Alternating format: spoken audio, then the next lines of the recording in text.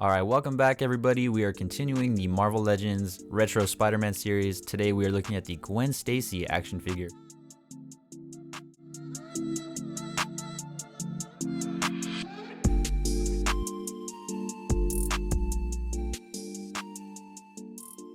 I'm sorry, Miss, Funny, Peter.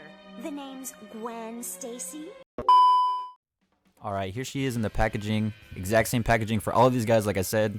But she's featured with the textbook accessory. How exciting, nothing like a nice textbook accessory to go with an action figure. So that's kind of lame. But she does also come with the Mary Jane head sculpt and some other stuff. And there's a little graphic of her on the side, Gwen Stacy. I don't think that's exactly how she appeared in the animated series, but I could be wrong. There's a little read up on her. Gwen Stacy is girlfriend to Peter Parker. Scientific mind. And just get you guys a quick 360 of the figure before I take it out of the box and get the review going. But I wasn't really looking forward to Gwen Stacy as much when I heard she was announced. But when I saw like the promo pictures of the figure, I was actually really intrigued. She has a nice classic look. And so let's get her out of the package. Get you a nice 360 of the figure. Here she is posed with all of her accessories, her binder, book, and newspaper. And like I said, I was surprised with this figure. She is really nice. She stands at about just under 6 inches. She is scaled down a little bit to fit the smaller frame. And she's got 4 accessories, the alternate Mary Jane head sculpt, and some books and a newspaper. So I don't know why they decided to put Mary Jane's head with Gwen Stacy, but it's so weird. And here's the binder, just a nice baby blue.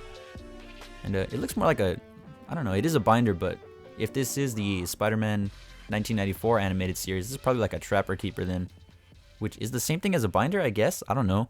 I was born in the 90s, so I don't really know the difference. I'm pretty sure they're the same thing. And she's got a Midtown High School textbook, all in red. No other details, but that's cool. So I guess she is in high school still. And Daily Bugle newspaper, all rolled up. Nice little feature. And let's get a look at the Mary Jane head sculpt. Very nice paint application. The only thing on my figure, I think, is one of the eyes kind of gives it like a lazy eye look, or she's like looking up and forward all the time. But yeah, I don't know why they decided to throw this in with Gwen Stacy. Because I mean, it's not going to look nice on the figure like body, because I mean, Mary Jane wouldn't wear this outfit, but I don't know, maybe I could use it for a custom or something. I'll just pop it on to show you guys the difference. And it is nice that her neck is a little more curved for the figure to fit on, for the head sculpt to fit on a little better. So you just kind of place it on there softly and pop it on. And that's what she looks like with the Mary Jane head sculpt. And like I said, just personally not for me. I just don't think this outfit fits that head sculpt. So I don't know, I could use it for a custom Mary Jane, or I could just get rid of it. But it is a nice little feature that they included. I will definitely be rocking with the Gwen Stacy head sculpt. And let's just go ahead and put her with her other accessories. The Daily Bugle newspaper just fits in her hand real easy. Just kind of slide it in and make sure it's facing the right way and it's all the way in her hand so it's not falling out. And yeah, that is that. And her other hand is sculpted to hold her textbook a little better and her binder.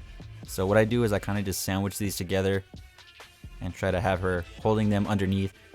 And they basically just kind of tuck that underneath her armpit. It is a little tricky sometimes to get her holding it. I feel like they always fall out. But with enough pressure and a little bit of patience, you can get her posed up like if she's on the go, running for errands in the lab or something.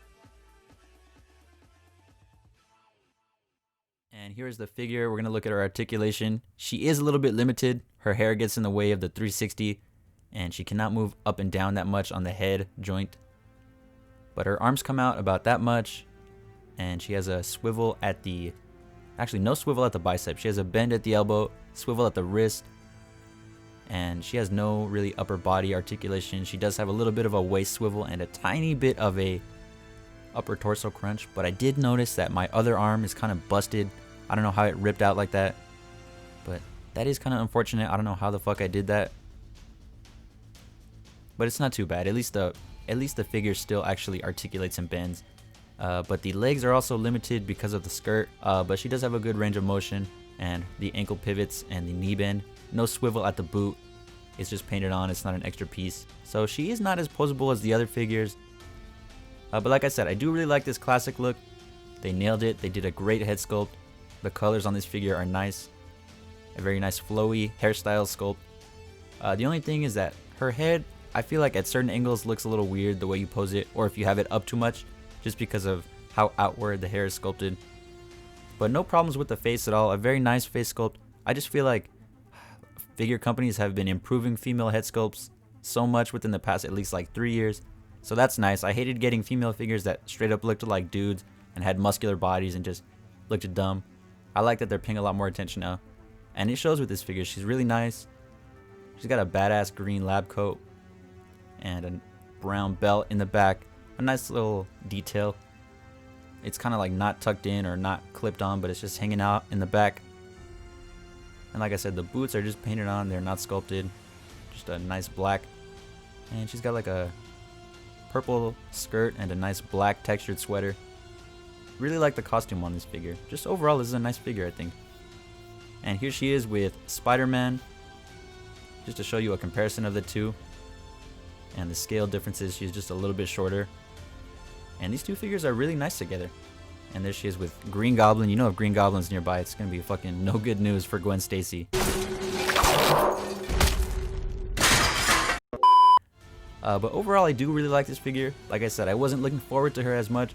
But taking her out of the box, she is really nice. But if I had to rate her, honestly, I would give her about an 8 out of 10. Because she does have a really cool classic look, like I said. And she features a nice face sculpt with some limited articulation, but overall it's nice that we got this figure.